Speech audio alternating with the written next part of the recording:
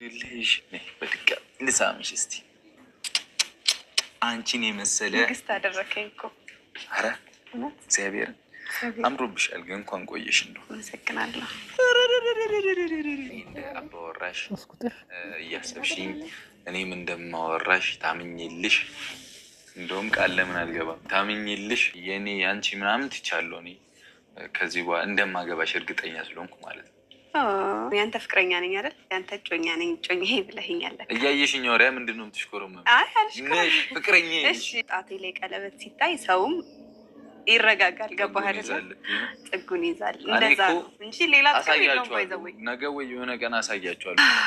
ሀይሚ አድርጊው፣ አትፍሪ፣ ችግር የለውም። ተነስተሽ ልትስሚኝ ባልሆነ የሚያስፈራሽ ምንድን ነው? አንተ ልክ እንደ አባት የቤት ዋልታ፣ እንደ ወንድም ጋሻ አለኝታ፣ የክፉ ቀን ድጋፍ ክንዴ፣ የመራኸኝ በመንገዴ፣ ያሳረፍከኝ ሳምነህ ታምነህ ልቤ እኮ ነህ።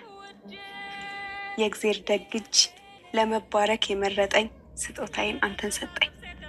ውዱን ምድር ለአልማዝ ስትገረም አሸብርቋል ልብህ በንቁ፣ መውጣት መውረድ ያደከመው እረፍት ሆኗል ልቤ ስንቁ። ዘመኔን ላሰላ ሁሌ የሆነልን ብራቀን ወረት እንደ ሰማይ የራቀን። ሰላም ሰላም፣ እንዴት ነው? ወይኔ እኔ ሳልሰማ ሳልመርቃቸው ብሩክና ሀይሚ እንግዲህ ፍቅር ጀምረዋል ማለት ነው። ደስ ስሉ ደስ አይልም? በእውነት በጣም ደስ ይላሉ። እንደዚህ አብሮ ቆይቶ አላረ በጣም አብሮ ቆይቶ አለው። 2 ዓመት በላይ አብሮ ቆይቶ አሉ። ልክ እንደ ወንድምና እህት እንጃ በጣም ጎበዞች ናቸው ማለት ነው። ሰላም ደህና አስጠልኝ። ውድና የተከበራችሁ ውድ የሀገሬ ልጆች በሙሉ እንዴት ናችሁ? ደህና ናችሁ ወይ?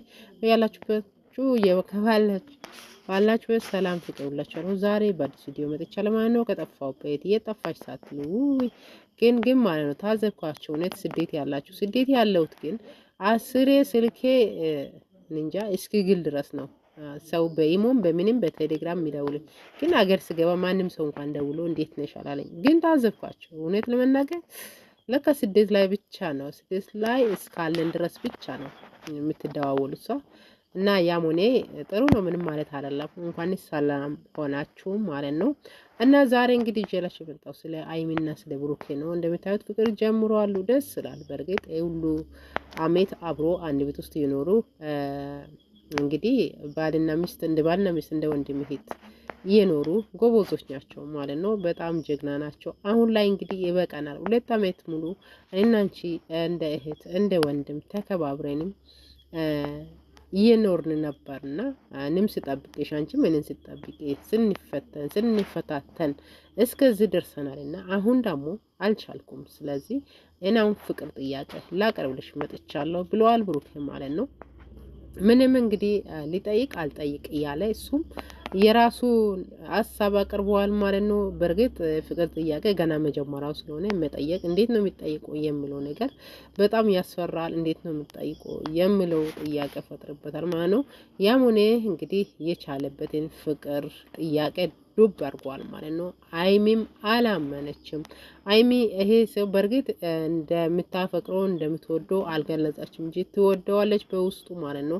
እንደ ጓደኛሞች እርስ በራሳቸው ያው ተነጋግረው ነው ያሉት። ምክንያቱም ለወደፊት የሚለው ሰርተን ሰው ስንሆን የሚለው ነገር ነው እንጂ በመሀላቸው በእርግጥ አንቺ የኔ ነሽ አንተም የኔ ነህ ተባብሎ ነው ሲኖሩ ነበሩት። ያው ቪዲዮም ሲሰሩ ምን ስሉ እርስ በራሳቸው ያው ተማምኖ ተነጋግረው ነውና አሁን ላይ እንግዲህ አቶ ብሩኬ ጥያቄው ነገር በኋላ ሀይሚም እንግዲህ ጀምረዋለች።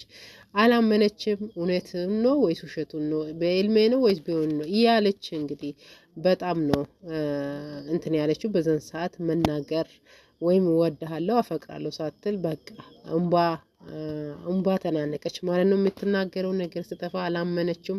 እውነት ብሩኬ እኔን ወዶኝ አፍቅሮኝ ጥያቄ አቀረበ የፍቅር ጥያቄ አቀረበ የሚለው ጥያቄ እንግዲህ ፈጥሮባት ነው። አትፍረዱባት ማለት ነው። ሁለቱም ጀግኖች ናቸው። በጣም አደንቃቸዋለሁ በእውነት በዚህ እድሜያቸው እርስ በራሳቸው ቆይቶ እንደምታዩት ወንድና ሴት ተቃራኒ ጾታ ነው ያሉትና አንድ ቤት ውስጥ ነው የሚኖሩት። እኔ እንጃ በጣም ደስ የሚሉ ጀግና እውነትም ተቆንጥጦ ነው አደጉት ማለት ይቻላል አይደል እንዴ? ተቆንጥጦ ሁለቱም ተቆንጥጦ ነው አደጉት ማለት ይቻላልና በጣም ጎበዞች ናቸው ማለት ነው። በአሁኑ ሰዓት እንደ ጊዜውን ስናየው ወንድና ሴት አንድ ቤት ውስጥ መቼም አይኖሩም። ባልና ሚስት ካልሆኑ በስተቀር ወይም ጓደኛሞች ካልሆኑ በስተቀር ይኖራሉ ብዬ አላስብም። ግን እነሱ ጎበዞች ናቸው፣ ጀግኖች ናቸው። ተከባብረው ከቪዲዮ መሰራት ውጭ ምንም ነገር እሱ የዋላቸው ፈጣሪ ነው የሚያውቀው። እኛ ምንም የምናውቀው ነገር የለም። ግን ያም ሆነ አንድ ላይ ናቸው ማለት አንችልም። ግን ቪዲዮ አብረው ሲሰሩ እናያለንና የውስጣቸውን ፈጣሪ ነው የሚያውቀው። ስለዚህ አሁን ላይ እንግዲህ አንድ ላይ የሆኑ ይመስለኛል ሀይሚና ብሩኬ። በእርግጥ አይቆጭሽም፣ እኩያሽን ነው ያገኘሽው ማለት ነው። እኩያሽን የልክሽም ማለት ነው። አቤት ስለዚህ አሁን ደስ የሚል ፍቅር አሁን ደግሞ አበባ ልሰጣት ነው ማለት ነው። በመሀል እንግዲህ ቪዲዮ የተቋርጦ ነው ሱቅ ውስጥ ስለሆንኩ የሰው ድምጽ የገባ ስለሆነ ሰው ስመጣ ዘግቼ እንግዲህ በመሀል ጨመርኩኝ ማለት ነው። በጣም ይቅርታ እንግዲህ ቪዲዮ በመቋረጡ እና አሁን ደግሞ እንግዲህ ወድሻለሁ የመጨረሻ ፍቅር አበባ ልሰጣት ነው ማለት ነው።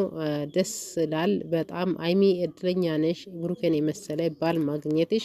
ብሩኬም እንደዛው በጣም እድለኛ ነክ ሀይሚን የመሰለች ምስት ወይም ሴት ማግኘት ደስ የምትል ባለሙያ። ግጥም ራሱ ስታነብ ስትጽፍ በጣም እውነት ከልብ የመነጨ ነውና በጣም ደስ የሚል ነው። ያም ሆነ ሁላችሁም እድለኛ ናችሁ፣ ሁለታችሁ እድለኛ ናችሁ ብዬ ነው የማስበው።